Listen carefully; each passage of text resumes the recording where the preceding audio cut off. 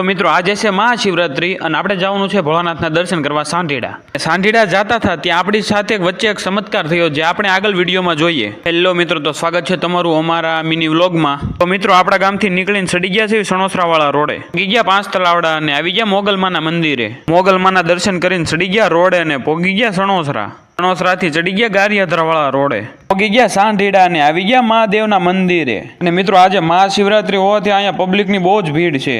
આવી ગયા મંદિરે ને ગમે એમ ધક્કા મુક્કી કરીને કરી લીધા મહાદેવના દર્શન. અને મહાદેવના પોઠિયાના કાનમાં કહી દીધું કે આપણને જે સબસ્ક્રાઇબ કરે એને મહાદેવ સુખી રાખે, એટલે મિત્રો સબસ્ક્રાઇબ કરી દેજો. દર્શન કરીને આવી ગયા પ્રસાદી લેવાને, લઈ લીધો વાટક્યો અને પી લીધી પ્રસાદી. પછી ચડે કે ન ચડે. પછી દર્શન કરીને મંદિરની બહાર આવીને જોયું તો માણસો કીડિયુંની જેમ ઉભરાણું હતું, ક્યાંય હાલવાની જગ્યા નહીં. આ મંદિરના ઇતિહાસમાં મિત્રો એમ કહેવામાં આવે છે કે આ મંદિર પાંડવો સ્થાપિત છે, એટલે કે પાંડવો દ્વારા આ મંદિરની સ્થાપના કરવામાં આવી છે. અત્યારે નવીનમાં મિત્રો આ ભોળાનાથની મૂર્તિ કુંડમાં મૂકીને ફરતે ફુવારા અને લાઇટિંગ ગોઠવી છે. અને રખડતા લાગી મિત્રો આપણને ભૂખ, તો આવી ગયા પ્રસાદી લેવા. પ્રસાદીમાં મિત્રો સરસ મજાનું આયોજન કરવામાં આવ્યું હતું, જેમાં શક્કરપાક, ફરાળી ચેવડો, ફરાળી વેફર અને બટેટા વઘારેલા હતા. આપણે પ્રસાદી ગ્રહણ કરી ત્યાં તો દી આથમી ગયો. તો મહાદેવના દર્શન કરી નીકળી ગયા ઘર તરફ. સાંઢીડાથી પહોંચી ગયા સણોસરાને, આવી ગયું 5 તલાવડા, આવી ગયું લંગાળાને, ચડી ગયા આપણી શેરીમાં. તો મિત્રો તમને અમારો મિની વ્લોગ ગમ્યો હોય તો લાઈક, શેર અને સબસ્ક્રાઇબ કરી દેજો. અને આપણે આગલો વિડીયો જે મૂકેલો હતો કે 1K સબસ્ક્રાઇબ થાય